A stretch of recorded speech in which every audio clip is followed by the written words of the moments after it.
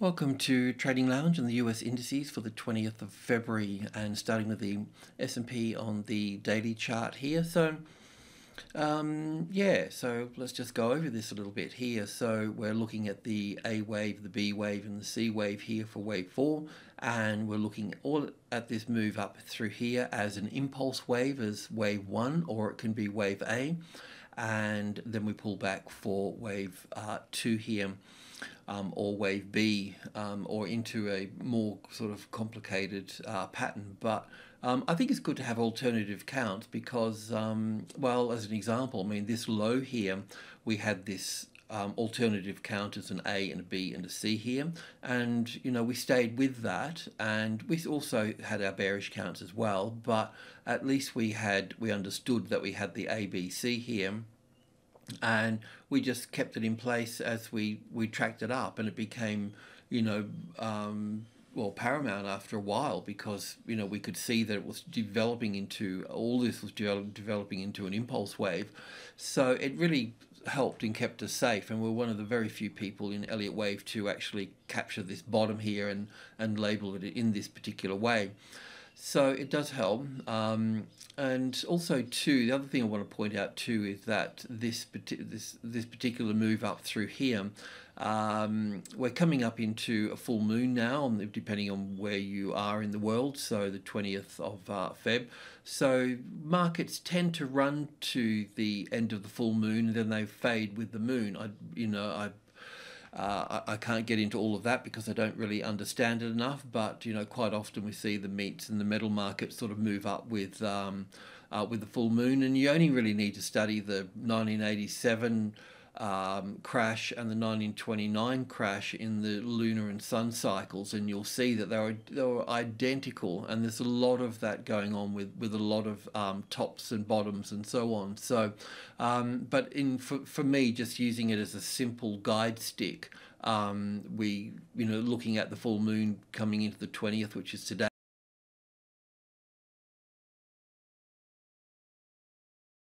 So we can sort of expect this to weaken, I guess, but also with our trading levels, the 28 here, the 8 will be a profit-taking number. So we'll see the market get hit from that particular point, and obviously it's over here as well. But as you know, we use our levels, and they're handy. So look, all we can do is stay with what we know, and what we know is we're tracking 5 waves up through here, and once we get to the end, then we're going to get a correction. Okay, so let's just go in and have a look at that. So in the move from the upside, we're labeling it like this here in terms of 1 and 2 and 3 and 4 here. And then we're looking up into wave 5 here, so 1 and 2 and 3 and 4, and then 5 waves up into this move here. You'll notice on our charts on our website, we've actually got a different pattern ending here in an ending triangle pattern, and that's okay too, but I'll just stay with this particular structure here for the time being. So wave 4 from this point to wave 5 to the upside here, if we look at that, pick that up on the hourly chart from that wave 4 here, we're looking at this as wave 1 here. I know that it looks like it's in 3 waves, but on the cash market it's just a nice wave 1 here and 2 here, and then wave 3 here with an A and a B and a C here for wave 4, and then pushing up for wave 5. It is possible to also have this wave 3 sitting here, this wave 4 sitting here, but we have made a new low here. Let me just check on the cash market here, just a second. Yeah, I mean, that plays out quite nicely on the cash market, with wave 4 being here. And I mean, you could look at this as wave 1 and 2 and 3 and 4 and 5 coming into this particular space here. But look, if getting back onto with the 1 hour chart, we look at this on terms of trade, so we can push this over into this space here. Will it make it to the 28 here? That's the that's the question that we need to answer. I still think there's a little bit more upside here, but the more support we can find on this number here, the better.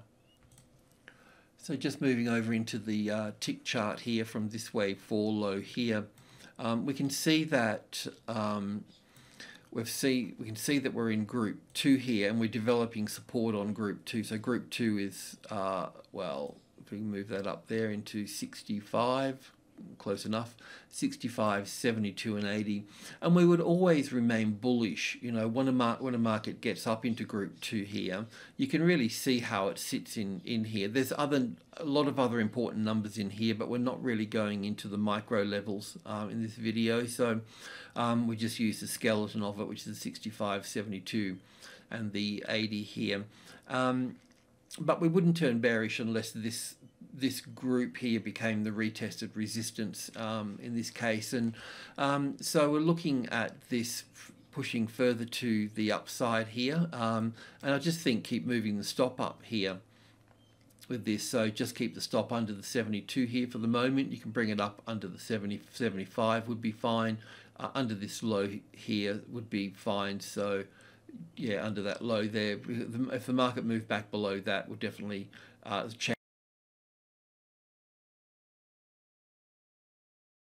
change in trend at that particular stage.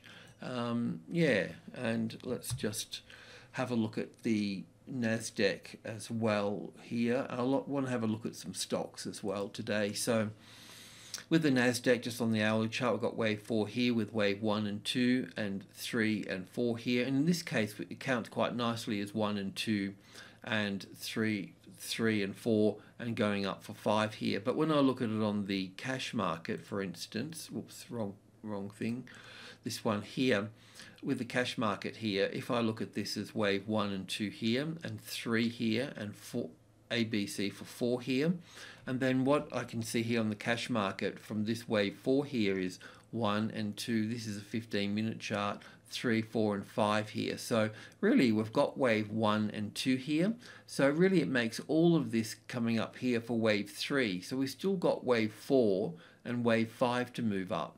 So it could still take another session and a half at least to top out for the Nasdaq, looking at it on here, and then this would be the same for the S&P 500 as well.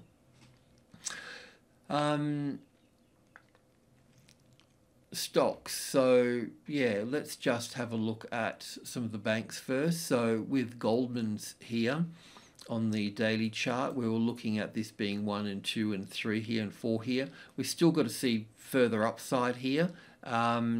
So I just really wanted to wait for that. You know, if this market is going to drop, then this low here, we can look to short here at the moment, because in a nutshell, this is a bit of a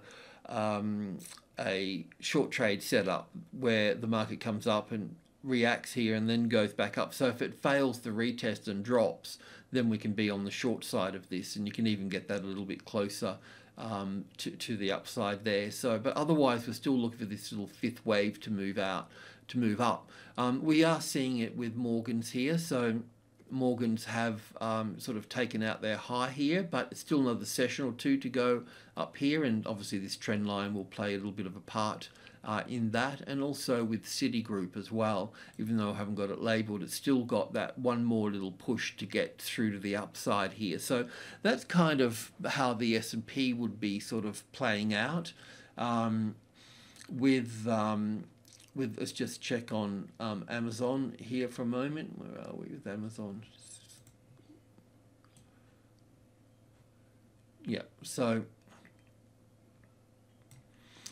Amazon was a little bit different because we've had 5 waves up here already in terms of 1 and 2 and 3 and 4 and 5 here. And I can see that, well, you can see too that this move here is corrective. We've definitely got a nice little 5-wave structure down here. So little A, little B and little C. Maybe for the A wave here, it may even be that wave 2 or wave B here is already, you know, under here, and we just move up from here. But we're not going to go long, as I mentioned before, until any of these highs are taken out here. Otherwise we can expect this to move lower into the 1500 area, and if that's the case, then we can look to short below the 16 here. But if the markets are still up for a day or session or two, then it's not going to drop that quick in this case. So if we have a look at some other stocks here, this is This is Google Alphabet here, and you could count this in two ways here, but I've got it counted as wave 3 here, an A wave here, then an A and a B and a C wave up here for a B wave here is a bit of an expanded flat correction, and then this moving down, taking this low out here in 5 waves here is an expanded flat. So we can have a bullish move coming into play here as well. It has reached its 61.8% mark, so it can correct back down from here. This particular move from this high to this low here is in quite a clear 3-wave move here, so we should move up higher from here. But if we drop from this low here, then we can also be short from that point there as well. The alternative count here is that we have wave 3 here as a triangle pattern, and having wave 4 where that B wave is here, and we've got wave 5 top in play here with an impulse wave to the downside. But having an impulse wave to the downside doesn't really match up with the S&P and the Nasdaq as well. But also some of the other markets have 5 waves down here as well, so we need to be mindful of that. And one of those, well, I won't look at that, but I'll look at Apple here because we've been looking at this before. It also looks like it needs a push to the upside as well in terms of wave 1 and 2 here and 3 here. This is an hourly chart, by the way, sorry, wave 4 here and wave 5 to the upside. I can see that this little move here is in 5 waves here, and this is in 3 waves, so I'm looking for 5 waves down here. It doesn't look like it's finished yet. It looks like it's got 1 and 2 and 3, and yeah, so just a little bit difficult to read there, so I'll just sort of leave that. But if you want to go long on this, then you need the 172. This is all of group 2 here, by the way, 65, 72 and 80.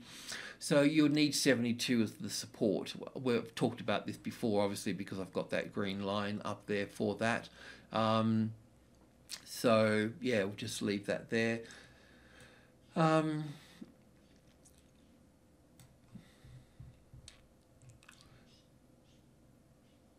One of the other markets we want to just have a look at is Alibaba here.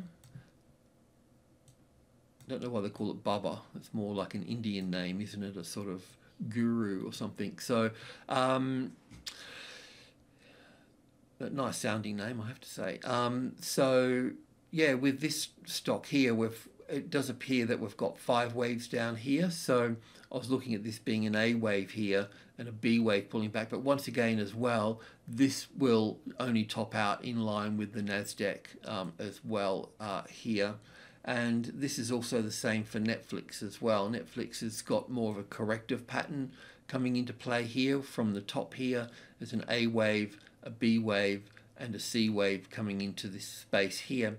So this is definitely an impulse wave to the upside here. And we're looking at this here as wave 1 and 2 in here, and 3 here and 4 here. And then we're looking for 5 waves to finish up here for this to finish. So it is going to push higher, but it's pretty much in its last legs as well, but it'll make a new high above here, so we can expect it to come, you know, higher up into this space here before having a correction here as well. So it's a bit hard to go long on a lot of these stocks when they're in this when they're in this space here. We really need them to fold back. All right, I'm just going to leave it at that. I just thought I would quickly shoot the breeze on a few stocks as well. Okay, cheers.